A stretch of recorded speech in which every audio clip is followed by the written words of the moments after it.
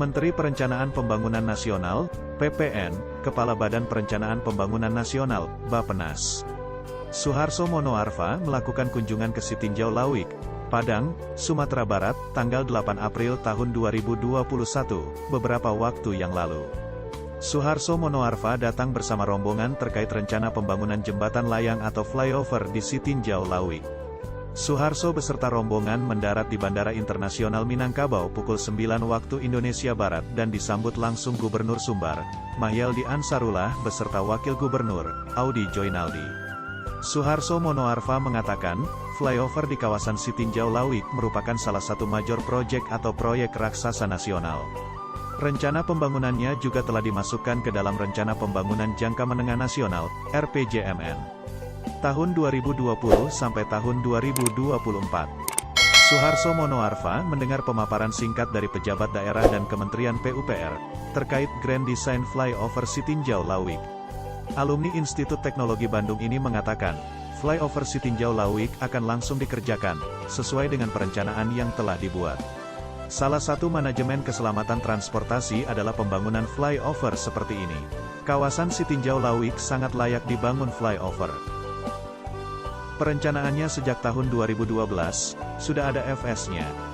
Tahap penyiapan desain dan pengadaan lahan tahun 2021 sampai 2022. Diteruskan konstruksi 2021 dengan indikasi kuat pendanaan bersumber dari Surat Berharga Syariah Negara atau SBSN. Saya minta reviewnya dipercepat, bisa di groundbreaking segera dan 2024 selesai, harapnya. Dia menerangkan, di tahun 2021 ada sekitar 35 mega proyek yang direncanakan di seluruh Indonesia dan diharapkan dapat berjalan tepat waktu. Salah satu mega proyek tersebut pembangunan flyover Sitinjau Lawik. Flyover Sitinjau Lawik merupakan prioritas utama kita. Selain mengatasi kecelakaan akibat rute jalan yang berliku-liku, juga nantinya dapat mengatasi kemacetan karena volume kendaraan yang melewati jalur ini cukup tinggi. Pemerintah tidak main-main agar proyek terrealisasi. Total 1,28 triliun telah dianggarkan, ucapnya. Suharso Monoarfa menambahkan, mega proyek flyover Sitinjau Lawik merupakan kolaborasi beberapa kementerian dan lembaga negara. Untuk manajemen keselamatan transportasi diatur Bappenas.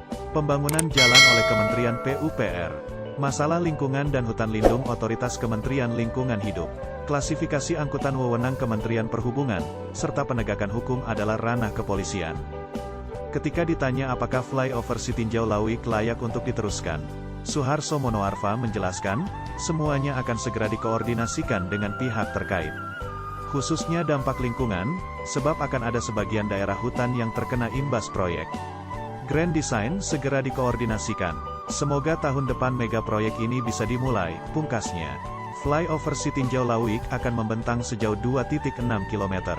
Flyover ini terdiri dari jalan dan jembatan, dengan 5 tahap pengerjaan buat jalan, dan 4 tahap untuk jembatan. Seperti diketahui, jalur Sitinjau Lawik, jalur sepanjang 15 km dilalui untuk rute Kota Padang menuju Arosuka hingga Solok serta menjadi jalur logistik penghubung Sumbar Jambi. Jalur ini sering dilalui kendaraan berat.